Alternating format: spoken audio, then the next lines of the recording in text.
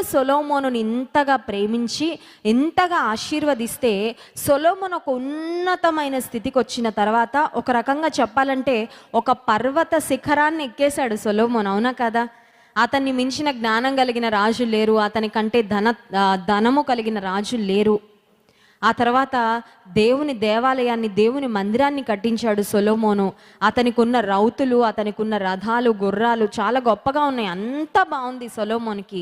ఇప్పుడు దేవుడు ఇంత ఆశీర్వదించిన తరువాత సొలొమోను తన జీవితంలో దేవుని పట్ల ఎటువంటి వైఖరిని కలిగి ఉన్నాడు అనేది ఒకసారి మనం గుర్తించాలి.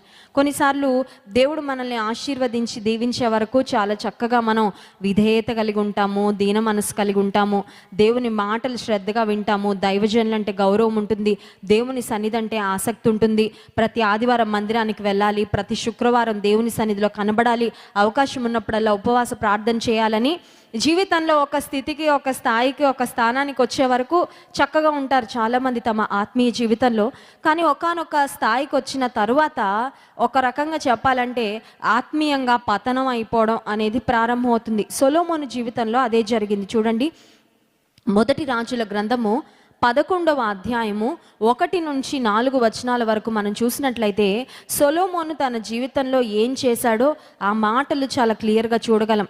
మొదటి రాజుల గ్రంథం 11వ అధ్యాయము 1 నుండి 4 వచనాలు. మోయాబీలు, ఎదోమీలు, అమ్మోనీలు, సీదోనీలు, హిత్తీలు అను జనులు మీ హృదయములను తమ దేవతల తట్టు త్రిప్పుదురు కనుక వారితో సహవాసము చేయకూడదనియు వారిని మీతో సహవాసము చేయనీయకూడదనియు యెహోవా ఇశ్రాయేలీయులకు సెలవిచ్చున్నాడు. అయితే రాజైన సొలొమోను ఫరో కుమార్తెను కాక ఆ జనులలో ఇంకా అనేక మంది పరస్త్రీలను మోహించి కామాతురత గలవాడై వారిని ఉంచుకొనుచు వచ్చెను. అతనికి 700 మంది రాజకుమార్తెలైన భార్యలను 300 మంది ఉపపత్నులను కలిగి ఉండిరి. అతని భార్యలు అతని హృదయమును త్రిప్పివేసిరి. 4వ వచనం, సొలొమోను వృద్ధుడైనప్పుడు అతని భార్యలు అతని హృదయమును ఇతర దేవతల తట్టు త్రిప్పగా అతని తండ్రి అయిన దావీదు హృదయము వలె అతని హృదయము దేవుడైన యెహోవా ఎడల యథార్థము కాకపోయెను. ఫరో రాజు యొక్క కుమార్తెను పెళ్లి చేసుకున్నాడండి. ఐగుప్తును వీరు ఎప్పుడో విడిచిపెట్టి వచ్చేశారు. ఐగుప్తీలంటే దేవుని ప్రజలకు శత్రువులు, దేవుని ప్రజలను భయంకరంగా ఇబ్బంది పెట్టారు. ఇనుప కొలిమిలో వలె దేవుని ప్రజలను బాధించాడు ఫరో రాజు. ఇప్పుడు సొలొమోను ఎవరిని పెళ్లి చేసుకుంటున్నాడంటే ఇంక ఇశ్రాయేలీల్లో స్త్రీలు దొరకనట్టు, దేవుని ప్రజల్లో ఇంకా ఆయన పెళ్లి చేసుకోవడానికి ఎవరు లేనట్లుగా సొలొమోను అన్య స్త్రీలను వివాహం చేసుకొని 700 మంది స్త్రీలను, 700 వైఫ్స్ అండ్ 300 కాంక్యుబైన్స్, 700 మంది రాజకుమార్తెలైన భార్యలు, 300 మంది ఉపపత్నులు. ఇప్పుడు ఇంతమందిని చేర్చుకున్న తర్వాత సొలొమోను పరిస్థితి ఏమైపోయిందంటే దేవుని వైపు నుండి ఈ అన్య స్త్రీలు సొలొమోను యొక్క మనస్సును అన్య దేవతల వైపుకు త్రిప్పివేశారు. దేవుడిచ్చిన ఆశీర్వాదాన్ని నిజానికి సొలొమోను నిలబెట్టుకోలేకపోయాడు. ఆశీర్వదించబడడం చాలా మనందరికీ ఇష్టం, మనం ఆశపడుతూ ఉంటాం, ప్రార్థన చేస్తూ ఉంటాం, ప్రభా నన్ను ఆశీర్వదించు, నన్ను ఆశీర్వదించు. కానీ దేవుడిచ్చిన ఆశీర్వాదాన్ని నిలబెట్టుకోవడానికి మనలో ఆసక్తి ఉండాలి. దేవుడిచ్చిన ఆశీర్వాదాన్ని మనం నిలబెట్టుకోలేకపోతే దేవుని కృప మనకు దూరం అవుతుంది. సొలొమోను తన జీవితంలో ఇష్టానుసారంగా 700 మంది భార్యలను, 300 మంది ఉపపత్నులను తాను వివాహం చేసుకున్న తర్వాత అతని జీవితంలో అతని మనస్సు దేవుని వైపు నుండి అన్య దేవతల వైపుగా త్రిప్పివేయబడినట్లు దేవుని వాక్యంలో మనం చూస్తాం. కొన్నిసార్లు మనం అనుకుంటాం ఎవరితోనో నేను ఫ్రెండ్షిప్ చేయగలను, కానీ నాలో ఉన్న సామర్థ్యం ఏంటంటే, నాలో ఉన్న స్ట్రెంగ్త్ ఏంటంటే దేవుని మీద నుంచి మాత్రం నా ప్రేమను, నా మనసును ఎవరు త్రిప్పేయలేరు అనుకుంటాం.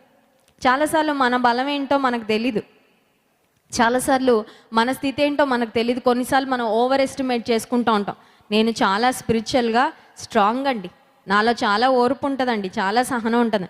ఒకళ్ళు వచ్చి 3 సార్లు 4 సార్లు తిట్టగానే మనలో ఎంత సహనం ఉందో ఏమవుతూ ఉంటుంది, అది బయటకు వచ్చేస్తూ ఉంటుంది కదా.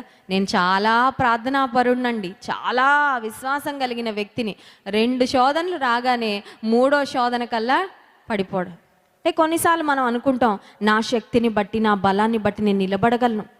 ఎంతమంది అన్యులతో నేను స్నేహం చేసినా సహవాసం చేసినా నాకేం కాదనుకొని ఉంటాడు సొలొమోను. అందుకే ఒకరి తర్వాత ఒకరిని అన్య స్త్రీలను తనకు భార్యలుగా చేసుకున్నాడు. బహుశా సొలొమోను అనుకొని ఉంటాడు, దేవుని కృప నాకు ఉంది కదా, దేవుడు నన్ను ఎంతో ఆశీర్వదించాడు, ఏం పర్వాలేదులే, ఈ భార్యలు నన్ను ఏం చేస్తారు అనుకున్నాడు. కానీ తన భార్యలే తన మనసును దేవుని వైపు నుండి అన్య దేవతల వైపుకు త్రిప్పివేశాయి. ఉదయకాల సమయంలో ఒకవేళ మీరు అనుకోవచ్చు, నాకు ఆల్రెడీ పెళ్ళైపోయిందండి, నేను నా భార్యకు నా భర్తకు చాలా నమ్మకంగా నేను ఉన్నాను, నన్ను దేవుని వైపు నుండి వేరుగా మళ్ళించడానికి ఇంకా ఏమీ సాధనాలు లేవు, సొలొమోనుకైతే భార్యలు ఉన్నారు కానీ నాకు అట్లా ఎవరు లేరని అనుకుంటున్నామేమో. బహుశా నీ వర్క్ ప్లేస్లో నువ్వు ఎవరితోనా స్నేహం చేస్తున్నావేమో.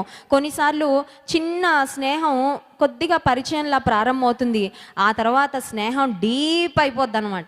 ఎంత డీప్ అయిపోద్దంటే వారిని విడిచి వీరుండలేరు, వీరిని విడిచి వారు ఉండలేరు. నువ్వు వదిలేద్దాం అనుకున్నా కొంతమంది వదిలిపెట్టరు, అలా పట్టుకుంటారు. నీవెవరితో స్నేహం చేస్తున్నావు, నీవెవరితో సాంగత్యము చేస్తున్నావు చాలా చాలా ప్రాముఖ్యం. కొంతమంది యవనస్తులు వివాహ వయసుకు వచ్చేసరికి, వివాహ సమయానికి వచ్చేసరికి చెప్తూ ఉంటారు, అక్క నేను దేవుని నమ్ముకున్న బిడ్డనే చేసుకోవాలనుకున్నాను కానీ ఈ అబ్బాయి నా వెంట పడ్డాడు, నన్ను కన్విన్స్ చేశాడు, తనకి దేవుడు అంటే ఇష్టం లేదు, ఇప్పుడు నన్ను ఏం చేయమంటారు అని. వెలుగుతో చీకటికి ఏమి పొత్తు, అవిశ్వాసులతో విజ్జోడుగా ఉండకూడని దేవుడు సెలవిచ్చాడు కదా. దేవుడు ఒక మాట చెప్పాడంటే ఆ మాటను మనం వినాల్సిందే, ఆ మాటను మనం పాటించాల్సిందే.